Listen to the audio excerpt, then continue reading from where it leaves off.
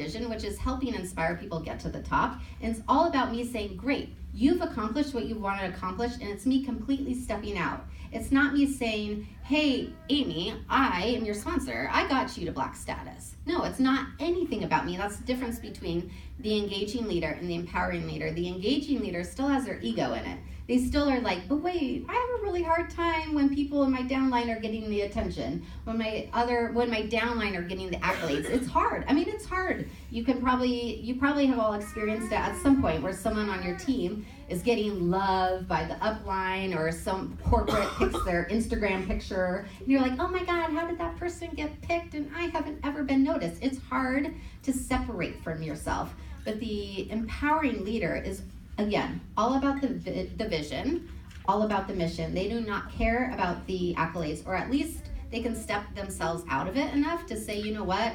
It is so important for Amy to get to Black. It is so important for Amy to get an Instagram photo shouted out by Unique Corporate. I'm so happy for her. So that is the difference between the empowering and engaging, because at first that took me a long time to figure out. I was like, what's the difference here? People follow you because of what you've done for them. You truly love them. You truly care about their leadership. You truly care about their team. It's not just about the bottom dollar. It's not about what are you going to give me? I want to make money off of you. What are you going to give me? So you need to talk to your team so that they can hustle a lot harder. It's not about them. It's all about getting them to the top. People follow you because of what you do for them and how you inspire them. You are known for, and there's that, it's underlined for a reason, I'll tell you that. You're known for vision, creating this big vision, and you're known for the trust that you create for others. And in order to gain trust, you have to have humility, which is together we will rise. And the difference, and the reason why the 4 is underlined, is because all the other previous leadership levels, they're just known as. But when you are known for something, it is because it is who you are. You live this day in, day out, and this is where that consciousness comes in. That's the 100% responsibility. This is where it is just who you are. You're just known for your vision. You're known for this trust. There's no ifs, ands, or buts about who you are. This is why, when we talk about, don't put political stuff on your personal profile page, or don't rant. I mean, I get it. Like, we all have a bad day, a tire blows or something. We get pissed because somebody doesn't stop and it's pouring down rain. You have a baby in your hands or something like that. I mean, but we don't want it to get everyone up in ruffled feathers. I don't know what you call it here. Ruffled feathers for all these negative posts. So that's why we say, if you want to create and you want to be known for being inspirational, and you want to be known for being a fantastic person who's super motivating to others, think about everything that you do post, because it will take time. You can't say tomorrow I'm going to start posting all inspirational, I'm going to take all my political stuff down or all my rants. It is going to take time for you to build to that. So that's why when you look at these levels, I want you to look and say, okay, this is where I want to shift to, and this is where I want to go. But start thinking about that. And if you want to become one of these empowering or these embodied leaders, which I think are truly inspirational, because when you live it, you really don't have to think much about it, because it's just who you are. So these people, they're super empowering. And you can think of it as Sherry Brown. I mean, Sherry Brown, she's just empowering. She's encouraging. She is inspirational. She does a Facebook Live, and every Friday for an hour, 30 minutes, or what? In the jungle. Oh, in the jungle. Because if you haven't gone to Sherry Brown's Facebook Live yesterday or 2 days ago, she was in the jungle of Costa Rica, and it was really funny. It was really, she just will make you laugh. She will make you laugh. So she just has to put a post out every, Friday, and people just know that it's going to be inspirational. She could be laughing about these snakes and these dart frogs in Costa Rica, but there's always some message in there that is empowering, and you want to watch it. I mean, you're laughing because you've listened to them. They are funny videos. So that is the empowering leader. And like I said, the key difference is that the engaging person still thinks about themselves, and they have a really hard time taking themselves out of it. The embodied leader. So this one is all about getting extraordinary results with less effort. I'm going to give 20% of my effort and time, which will net 80% of my results. So you can kind of think about this as Sherry's videos.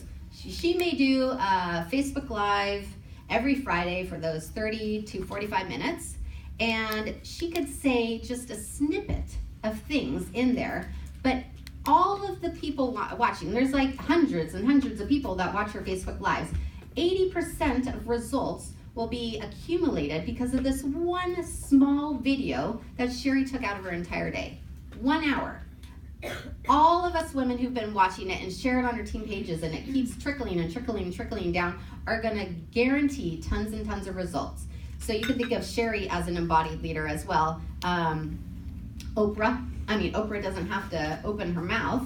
She could just be sitting next to you and you feel inspired. Like if Oprah was sitting next to me, I'd be like, oh my God, okay, she doesn't have to do anything, but I want to be a better person because, I don't know, Oprah's here. She doesn't have to say anything, and she just motivates me to want to like leave the next day and do something awesome. She can just have her mouth shut and doesn't have to do anything. I mean, Sherry Brown, I was in the Portland Empower You, I don't even know, a month or two ago, and Sherry was in the deadline or beeline to the stage for me. She was way up front and I was in the back towards our team.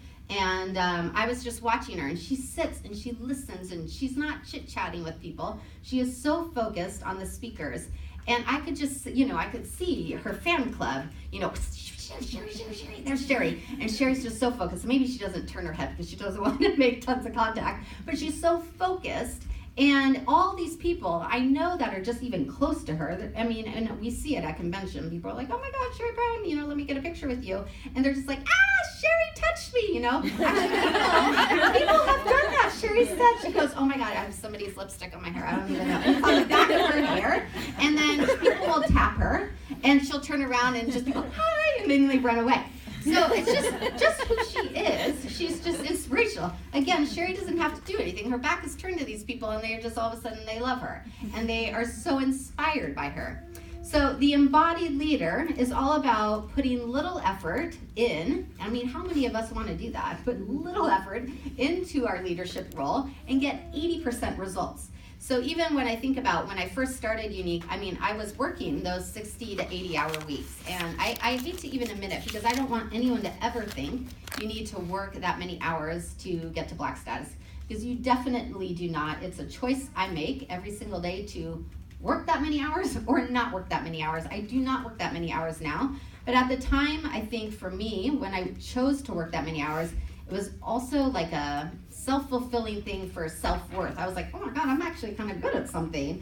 It feels good to make sales. It feels good to like have a good coaching call with somebody, and you're like, wow, that was a really good coaching call. I'm glad that went really well. So it fed my own soul. It kind of built up my own self-worth when I was doing it.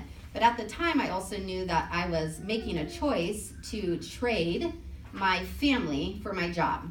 And I know we talked about this at convention, and I broke down in tears. I won't do it now, but it was hard because I'll never forget, my daughter came into the office one night, and I was, busy. I was like, oh, messages. And my daughter came in, and she was, I think, 7 at the time. And she said, Mommy, can you tuck me in? I was like, ugh. I was frustrated, I was tired, I was annoyed, I probably was month end. And I said, Kate, I can't, I'm so busy. And I saw her face, and she was like, okay, and walked upstairs. And I'll never forget that. And I said, why?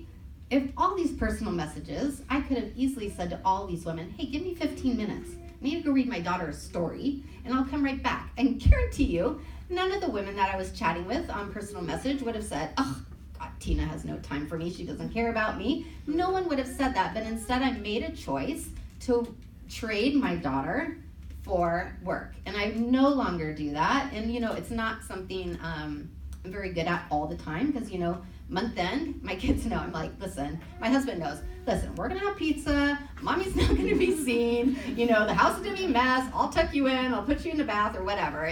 They just know I'm kind of checked out the last month, kind of the first day of the month. But that's a choice that I'm making instead of me saying, gosh, if you want to get high in this company, you got to work really hard. Because that is not the case because you think about it, I started doing I'm totally off topic now, but I started doing a time chart of really what I was doing every single day.